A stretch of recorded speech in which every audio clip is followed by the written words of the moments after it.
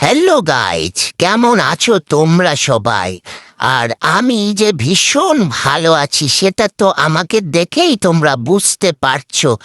আজকে আমার বাবা বাড়ি, আমার ওই দেখো আমার বউটা, আর আজকে আমার মাও বাড়ি।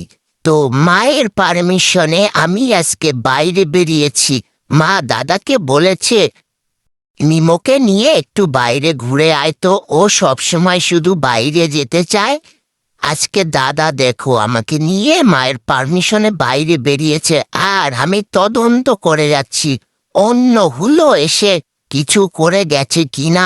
এই দেখো একটা ছুটকু কলা গাছের গোড়ায় আমি গড়াগড়ি খাচ্ছি আনন্দে। তোমরা বুঝতে পারছো আমার আনন্দ কতটা আনন্দ যে আমি আজকে মুক্ত স্বাধীন।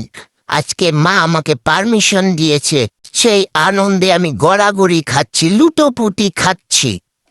এই দেখো আমার কিন্তু আনন্দের শেষ নেই, সীমা নেই, একদম আমি পাগল হয়ে যাচ্ছি আনন্দে।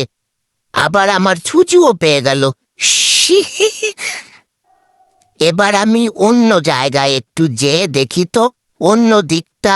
এই দেখো ধুলো রাস্তা, এইবার আমি একটু ধুলোর মধ্যে গড়াগড়ি খাবো, দাদা না ধরে ফেলে।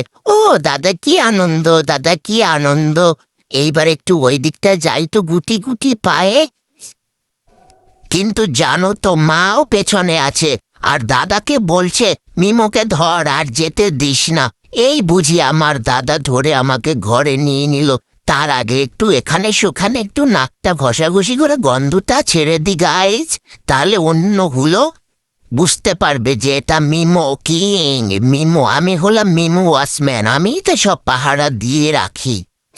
আমার দাদা এক্ষুনি বোধহয় আমাকে ধরে ফেলবে, কেন কি আমার গালে টালে ধুলো লেগে গেছে, যা ধরেই ফেললো।